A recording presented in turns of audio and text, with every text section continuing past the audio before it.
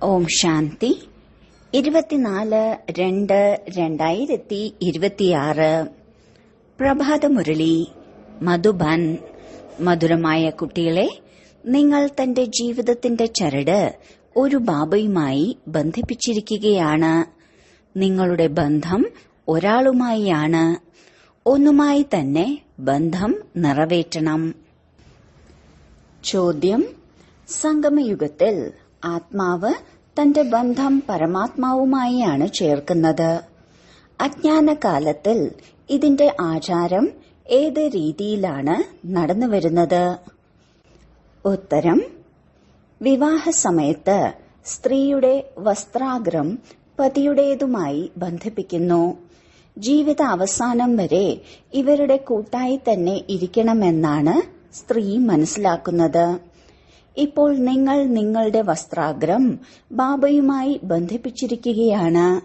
നിങ്ങൾക്കറിയാം, നമ്മുടെ പാലന പകുതി കൽപ്പത്തേക്ക് ബാബയിലൂടെ നടക്കും. ഗീതം: ജീവിതത്തിന്റെ ചരട് അങ്ങയുടെ കൂട്ടുകെട്ടിൽ ബന്ധിപ്പിച്ചു. ഓം ശാന്തി. നോക്കൂ, ഗീതത്തിൽ പറയുന്നു, ജീവിതത്തിന്റെ ചരട് അങ്ങുമായി ബന്ധിപ്പിച്ചു. ഏതു പ്രകാരമാണോ ഒരു കന്യക തന്റെ ജീവിതത്തിന്റെ ചരട് പതിയുമായി ബന്ധിപ്പിക്കുന്നത്, ജീവിത അവസാനം വരെ ഇവരോടൊപ്പം ഇരിക്കും എന്ന് മനസ്സിലാക്കുന്നു. പതി തന്നെ പാലിക്കണം. കന്യക പതിയെ പാലിക്കുക അങ്ങനെയല്ല. ജീവിത അവസാനം വരെ പതി തന്നെ പാലിക്കണം. നിങ്ങൾ കുട്ടികളും ജീവിതത്തിന്റെ ചരട് ബന്ധിപ്പിച്ചു കഴിഞ്ഞു. പരിധിയില്ലാത്ത അച്ഛനെന്ന് പറഞ്ഞോളൂ, ടീച്ചർ എന്ന് പറഞ്ഞോളൂ, ഗുരുവെന്നോ എന്തു വേണമെങ്കിലും പറഞ്ഞോളൂ. ആത്മാക്കളുടെ ജീവിതത്തിന്റെ ചരട് പരമാത്മാവിനോടൊപ്പം ബന്ധിപ്പിക്കണം. അത് പരിധിയുള്ള സ്ഥൂല കാര്യമാണ്. ഇത് സൂക്ഷ്മ കാര്യമാണ്. കന്യകയുടെ ജീവിതത്തിന്റെ ചരട് പതിയോടൊപ്പം ബന്ധിപ്പിച്ചിരിക്കുകയാണ്. അവർ പതിയുടെ വീട്ടിലേക്ക് പോകുന്നു. നോക്കൂ, ഓരോ കാര്യവും മനസ്സിലാക്കാനുള്ള ബുദ്ധി ആവശ്യമാണ്. കലിയുഗത്തിലെല്ലാം ആസുരീയ മതത്തിന്റെ കാര്യമാണ്. നിങ്ങൾക്കറിയാം, നമ്മൾ ജീവിതത്തിന്റെ ചരട് ഒരാളുമായി ബന്ധിപ്പിച്ചിരിക്കുകയാണ്. നിങ്ങൾക്ക് ബന്ധം ഒരാളുമായാണ്. ഒരാളുമായി ബന്ധം നിറവേറ്റണം. കാരണം ബാബയിൽ നിന്നുമാണ് നമുക്ക് വളരെ വളരെ സുഖം ലഭിക്കുന്നത്. ബാബ നമ്മളെ സ്വർഗത്തിന്റെ അധികാരിയാക്കി മാറ്റുകയാണ്. ഇങ്ങനെയുള്ള ബാബയുടെ ശ്രീമതം അനുസരിച്ച് നടക്കണം. ഇതാണ് ആത്മീയ ചരട്. ആത്മാവ് തന്നെയാണ് ശ്രീമതം എടുക്കുന്നത്. ആസുരീയ മതം എടുക്കുന്നതിലൂടെ താഴേക്ക് വീഴുന്നു. ഇപ്പോൾ ആത്മീയ ബാബയുടെ ശ്രീമത പ്രകാരം നടക്കണം. നിങ്ങൾക്കറിയാമല്ലോ, നാം ആത്മാക്കളുടെ ബന്ധം പരമാത്മാവുമായി ബന്ധിപ്പിച്ചിരിക്കുകയാണ്. അതിനാൽ നമുക്ക് 21 ജന്മത്തേക്ക് സദാ സുഖത്തിന്റെ സമ്പത്ത് ലഭിക്കുന്നു. അവർ അല്പകാല ജീവിതത്തിന്റെ ചരടിലൂടെ അധപ്പതിച്ചു വന്നു. ഇത് 21 ജന്മത്തേക്ക് ഗ്യാരണ്ടിയാണ്. നിങ്ങളുടെ സമ്പത്ത് എത്ര ശക്തിശാലിയാണ്! ഇതിൽ ഉപേക്ഷ കാട്ടരുത്. മായ വളരെയധികം തെറ്റുകൾ ചെയ്യിപ്പിക്കും. ഈ ലക്ഷ്മി നാരായണൻ തീർച്ചയായും ആരെങ്കിലുമായി തന്റെ ജീവിതത്തിന്റെ ചരട് ബന്ധിപ്പിച്ചിട്ടുണ്ടായിരിക്കും. ഇതിലൂടെ 21 ജന്മത്തേക്കുള്ള സമ്പത്ത് ലഭിച്ചു. നിങ്ങൾ ആത്മാക്കൾക്ക് കൽപ്പകൽപ്പം പരമാത്മാവുമായി തന്റെ ജീവിതത്തിന്റെ ചരട് ബന്ധിപ്പിച്ചിരിക്കുകയാണ്. ഇത് എണ്ണാൻ സാധിക്കുകയില്ല. ബുദ്ധിയിലിരിക്കുന്നുണ്ട്, ഞാൻ ശിവബാബയുടേതായി മാറിക്കഴിഞ്ഞു. ബാബയുമായി ജീവിതത്തിന്റെ ചരട് ബന്ധിപ്പിച്ചു.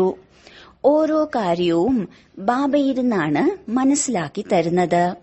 നിങ്ങൾക്കറിയാം, കൽപ്പം മുൻപും ബന്ധിപ്പിച്ചിരുന്നു. ഇപ്പോൾ ശിവജയന്തി ആഘോഷിക്കാറുണ്ട്. പക്ഷെ ആരുടെയാണ് ആഘോഷിക്കുന്നത്? ഇത് അറിയുകയില്ല. ശിവബാബ ആരാണോ പതിതപാവനൻ, തീർച്ചയായും സംഗമത്തിൽ തന്നെയാണ് വരുന്നത്. ഇത് നിങ്ങൾക്കറിയാം. ലോകർക്ക് അറിയുകയില്ല. അതുകൊണ്ടാണ് പറയാറുള്ളത് കോടിയിലും ചിലർ. ആദി സനാതന ധർമ്മം പ്രായലോപപ്പെട്ടു കഴിഞ്ഞു. ബാക്കിയെല്ലാം ശാസ്ത്രങ്ങളിലെ കഥകളാണ്. ഈ ധർമ്മം തന്നെയില്ല. പിന്നെ എങ്ങനെ അറിയും? ഇപ്പോൾ നിങ്ങൾ ജീവിതത്തിന്റെ ചരട് ബന്ധിപ്പിച്ചുകൊണ്ടിരിക്കുകയാണ്. ആത്മാക്കളുടെ ചരട് പരമാത്മാവുമായാണ് ബന്ധിപ്പിച്ചിട്ടുള്ളത്. ഇതിൽ ശരീരത്തിന്റെ ഒരു കാര്യവുമില്ല.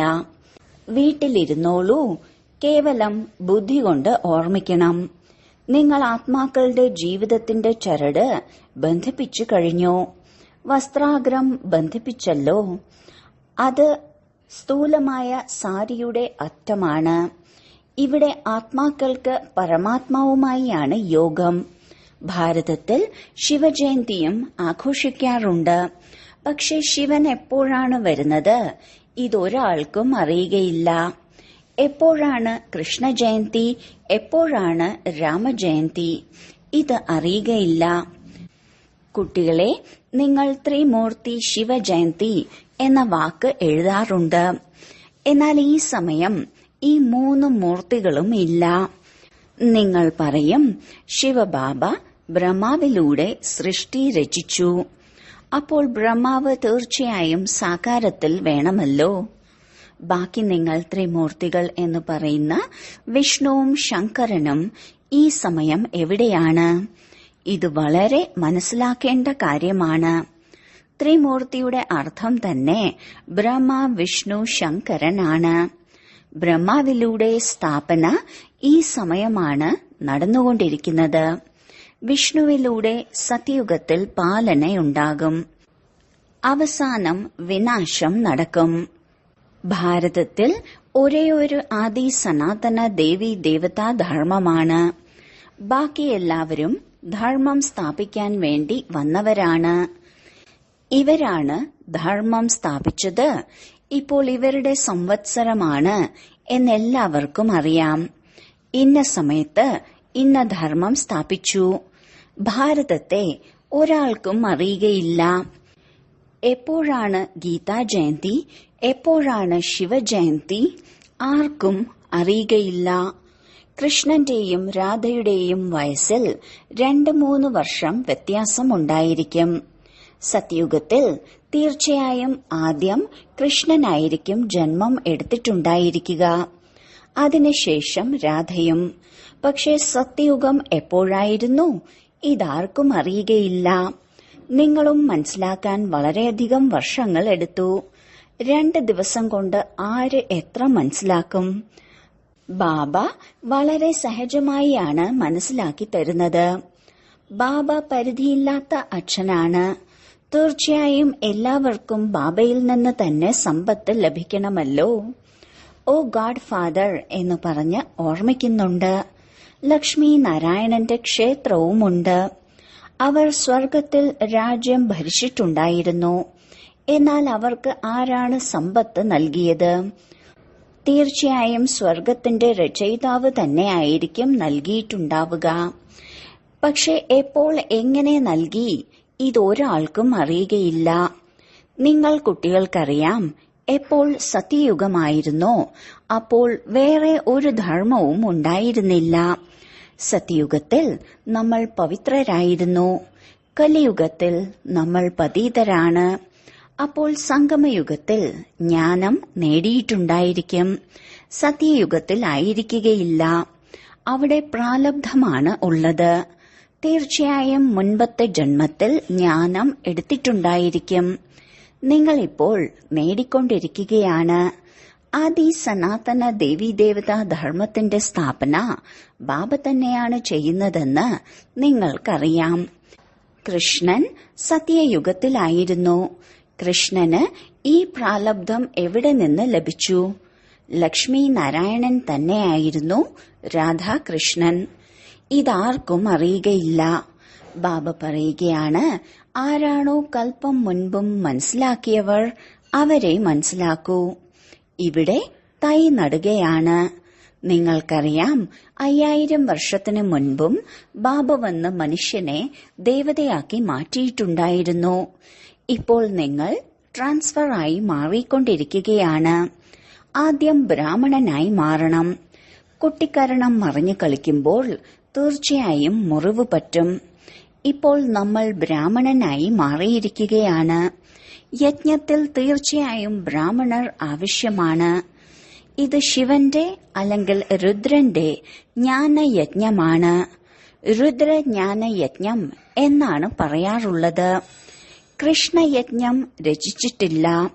ഈ രുദ്രജ്ഞാനയജ്ഞത്തിലൂടെയാണ് വിനാശജ്വാല പ്രജ്വലിതമാകുന്നത്.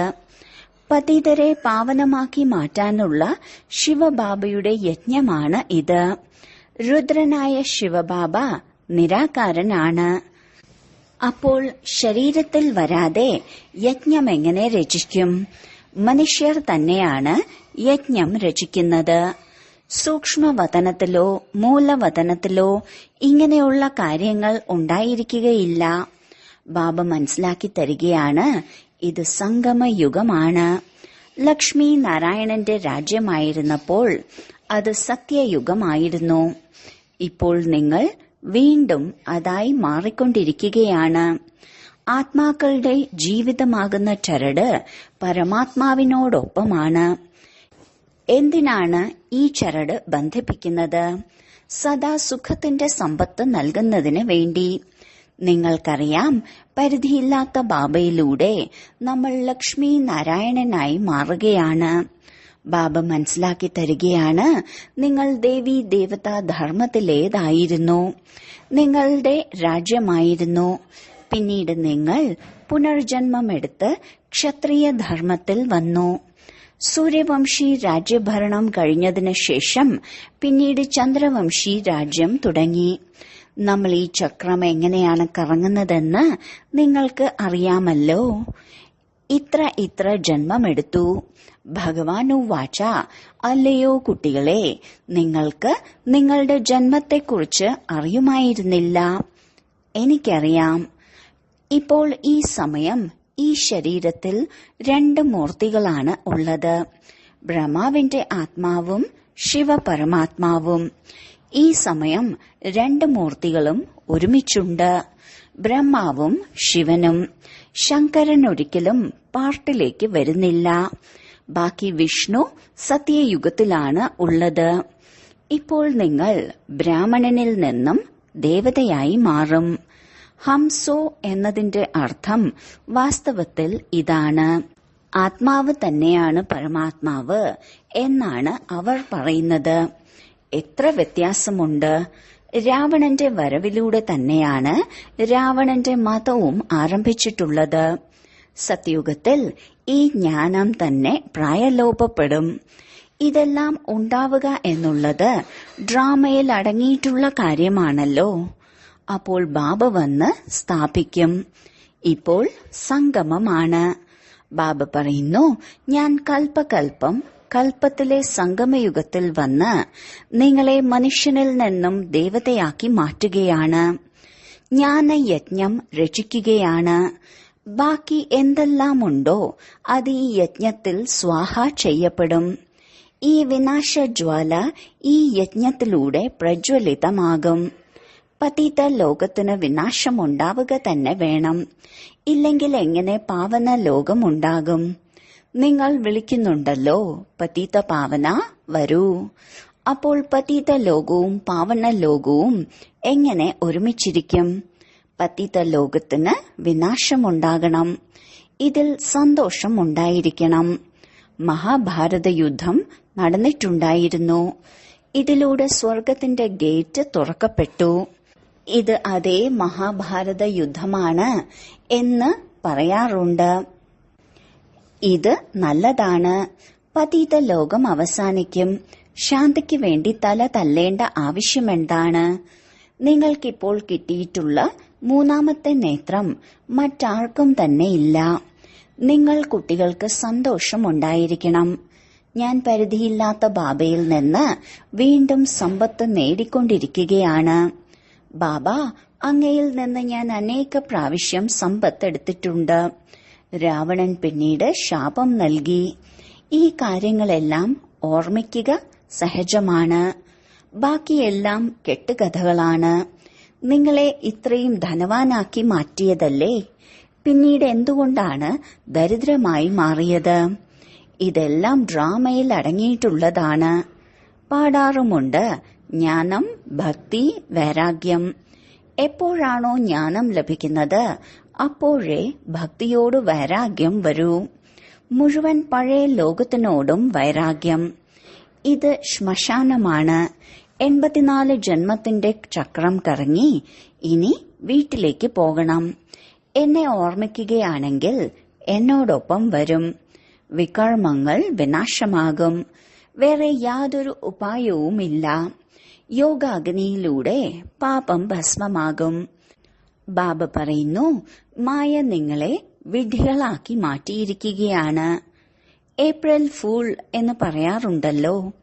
ഇപ്പോൾ ഞാൻ നിങ്ങളെ ലക്ഷ്മി നാരായണനെ പോലെ ആക്കി മാറ്റാൻ വന്നിരിക്കുകയാണ്. ചിത്രങ്ങൾ വളരെ നല്ലതാണ്. ഇന്ന് നമ്മൾ എന്താണ്, നാളെ നമ്മൾ എന്തായി മാറും. പക്ഷെ മായ കുറവൊന്നുമല്ല. മായ ചരട് ബന്ധിപ്പിക്കാൻ അനുവദിക്കില്ല. ആകർഷണത്തിൽ കൊണ്ടുവരും. ഞാൻ ബാബയെ ഓർമ്മിക്കുന്നുണ്ട്, പിന്നെ എന്തുപറ്റി എന്നറിയുകയില്ല, മറന്നുപോയി. ഇതിൽ പരിശ്രമമുണ്ട്. അതിനാലാണ് ഭാരതത്തിന്റെ പ്രാചീന യോഗം പ്രസിദ്ധമായത്. അവർക്കാണ് സമ്പത്ത് നൽകിയത്. ഇതാരും മനസ്സിലാക്കുന്നില്ല. ബാബ പറയുന്നു, കുട്ടികളെ, ഞാൻ നിങ്ങൾക്ക് വീണ്ടും സമ്പത്ത് നൽകാൻ വന്നിരിക്കുകയാണ്. ഇത് ബാബയുടെ ജോലിയാണ്. ഈ സമയം എല്ലാവരും നരകവാസികളാണ്. നിങ്ങൾ സന്തോഷത്തോടുകൂടി ഇരിക്കൂ. ഇവിടെ ആരെങ്കിലും വരികയാണ്, വന്ന് മനസ്സിലാക്കുകയാണ് എങ്കിൽ വളരെ സന്തോഷം ഉണ്ടായിരിക്കും. ഇത് വളരെ ശരിയാണ്. 84 ജന്മങ്ങളുടെ കണക്കാണ്. ബാബയിൽ നിന്ന് സമ്പത്ത് നേടണം. ബാബയ്ക്കറിയാം, പകുതി കൽപ്പം ഭക്തി ചെയ്ത് നിങ്ങൾ ക്ഷീണിച്ചു പോയിരിക്കുന്നു.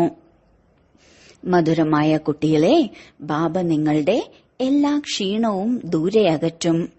ഇപ്പോൾ ഭക്തിയാകുന്ന അന്ധകാരത്തിന്റെ മാർഗം പൂർത്തിയായി. ഇവിടെയുള്ള ദുഃഖധാമം എങ്ങനെയാണ്? അവിടെയുള്ള സുഖധാമം എങ്ങനെയാണ്? ഞാൻ ദുഃഖധാമത്തെ സുഖധാമമാക്കി മാറ്റുന്നതിന് കൽപ്പത്തിലെ സംഗമത്തിലാണ് വരുന്നത്. ബാബയുടെ പരിചയം നൽകണം. ബാബ പരിധിയില്ലാത്ത സമ്പത്ത് നൽകുന്നവനാണ്. ഒരാളുടെ തന്നെ മഹിമയാണ്. ശിവബാബ ഇല്ലെങ്കിൽ ആരാണ് നിങ്ങളെ പാവനമാക്കുന്നത്? ഡ്രാമയിൽ എല്ലാം അടങ്ങിയിട്ടുള്ളതാണ്. കൽപ്പകൽപ്പം നിങ്ങളാണ് എന്നെ വിളിച്ചത്.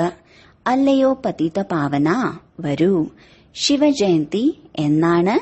ബ്രഹ്മാവാണ് സ്വർഗത്തിന്റെ സ്ഥാപന ചെയ്തതെന്ന് പറയാറുണ്ട്. പിന്നെ ശിവജയന്തി ആഘോഷിക്കാൻ ശിവൻ എന്താണ് ചെയ്തത്? ഒന്നും തന്നെ മനസ്സിലാക്കുന്നില്ല. നിങ്ങളുടെ ബുദ്ധിയിൽ ജ്ഞാനം മുഴുവനായും ഇരിക്കണം. ചരട് ഒന്നിനോടൊപ്പം ബന്ധിച്ചിട്ടുണ്ടെങ്കിൽ പിന്നെ മറ്റാരുമായും ബന്ധിപ്പിക്കാതിരിക്കൂ. ഇല്ലെങ്കിൽ വീണുപോകും. പാരലൗകിക അച്ഛൻ വളരെ സാധാരണക്കാരനാണ്. ഒരാർഭാടവുമില്ല. ആ അച്ഛൻ മോട്ടോർ വാഹനങ്ങളിലും വിമാനങ്ങളിലും ചുറ്റിയടിക്കും. ഇവിടെ പരിധിയില്ലാത്ത ബാബ പറയുകയാണ്, ഞാൻ പതീത ലോകത്തിൽ, പതീത ശരീരത്തിൽ കുട്ടികളുടെ സേവനത്തിന് വേണ്ടി വന്നിരിക്കുകയാണ്. അവിനാശി വൈദ്യ വരൂ എന്ന് നിങ്ങൾ വിളിച്ചിരുന്നല്ലോ. വന്ന് ഞങ്ങളെ ഇഞ്ചക്ഷൻ വെക്കൂ. ഇഞ്ചക്ഷൻ നൽകിക്കൊണ്ടിരിക്കുകയാണ്. ബാബ പറയുകയാണ്, യോഗം വെക്കൂ, എങ്കിൽ നിങ്ങളുടെ പാപം ഭസ്മമാകും. ബാബ തന്നെയാണ് 63 ജന്മങ്ങളിലെ ദുഃഖഹർത്താവും 21 ജന്മങ്ങളിലെ സുഖകർത്താവും. ശരി, വളരെ കാലത്തെ വേർപാടിന് ശേഷം തിരികെ കിട്ടിയ മധുരമായ കുട്ടികൾക്ക് മാതാവും പിതാവുമായ ബാബ്ദാദയുടെ സ്നേഹസ്മരണകളും പുലർക്കാല വന്ദനവും. ആത്മീയ പിതാവിന്റെ ആത്മീയ കുട്ടികൾക്ക് നമസ്കാരം.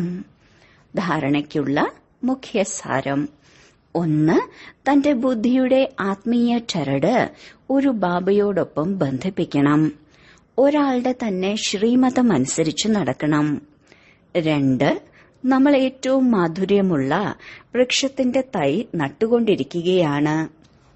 അതിനാൽ ആദ്യം സ്വയത്തെ വളരെ വളരെ മധുരമുള്ളതാക്കി മാറ്റണം.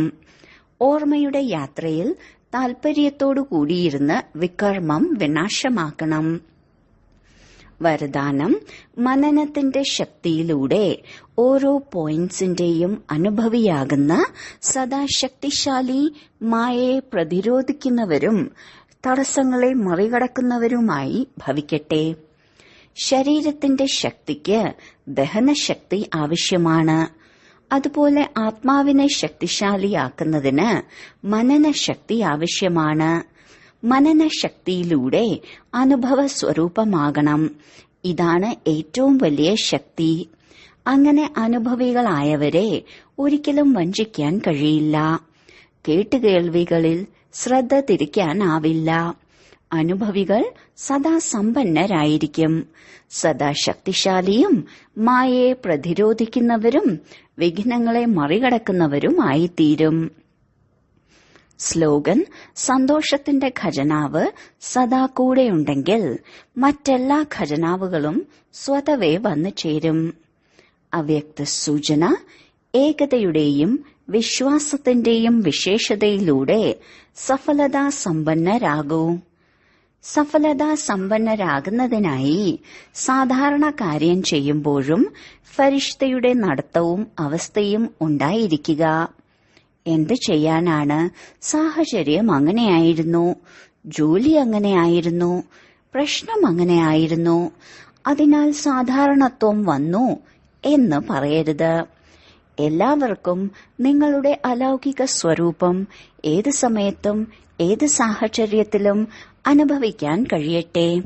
കാര്യങ്ങൾക്കനുസരിച്ചുള്ള സ്വരൂപം ഉണ്ടാക്കരുത്. സാഹചര്യങ്ങൾ നിങ്ങളെ മാറ്റരുത്. അപ്പോൾ എല്ലാവരുമായി കൂടുതൽ അടുക്കും. ഏകതയുടെ സംഘടന കൂടുതൽ ശക്തിപ്പെടും. ഓം ശാന്തി.